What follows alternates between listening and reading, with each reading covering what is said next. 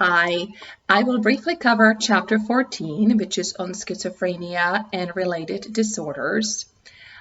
When you think about schizophrenia, the hallmark symptom or set of symptoms typically is psychosis. Schizophrenia is a psychotic disorder. And one of the most common signs and symptoms of psychosis are hallucinations, delusions, and or disorganized speech. So let me break it down a little bit and describe each one of these individually for you. You can think of hallucinations as seeing things that are not there, hearing voices. Sometimes people can have tactile experiences that are really unusual.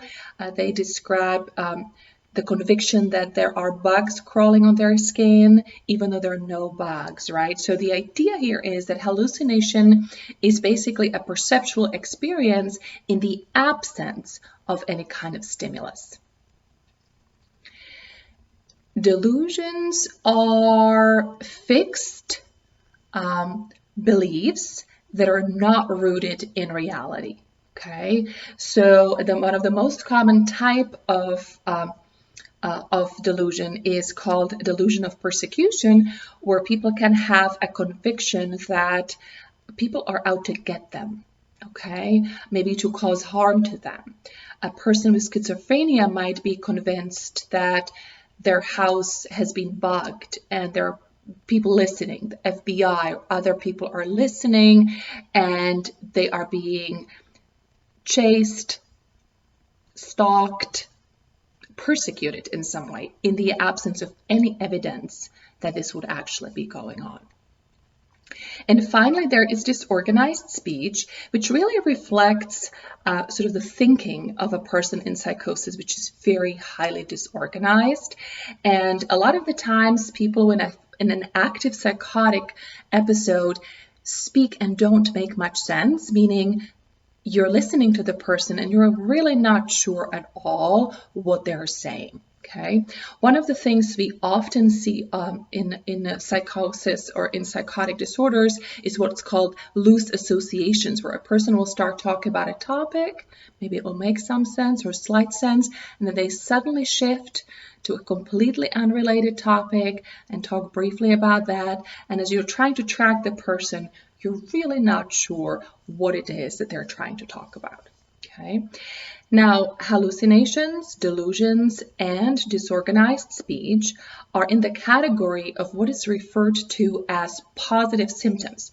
Now, positive doesn't mean good. It really just means these are symptoms that people in a normal state don't experience. So it's sort of like adding something to that experience, okay? So you're adding something that's typically not there, and that's what positive means. The second category of symptoms is called negative symptoms, and you can think of those as something is missing or lacking, okay, that you would otherwise expect to see in a person who is functioning normally. So, for example, a lot of people in active psychosis will not show affect or feelings in their expressions of the face. So a person may get really good news and they don't show any sign of happiness, or they may get sad news and they don't show any sign of sadness. That is referred to as flat affect. Some people have what's called poverty of speech. When they speak, there's just not many words at all. And in some extreme cases, people can even show like complete absence of movement, where they will stand in a certain pose, like a statue, for an extended period of time, being completely motionless. Okay. Now, for a diagnosis of schizophrenia, the symptoms of psychosis need to last at least 6 months.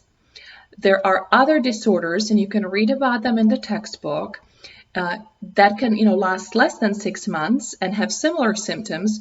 They would be different types of disorders under the same category, and sometimes an acute psychosis that lasts, 2 or 3 weeks is completely resolved and doesn't turn into schizophrenia. In other cases, the more acute symptoms persist, become chronic over time, and the diagnosis can shift to schizophrenia once the 6-month mark has been reached. Okay, I'm going to pause here and I will see you in the next video. Thank you for your attention.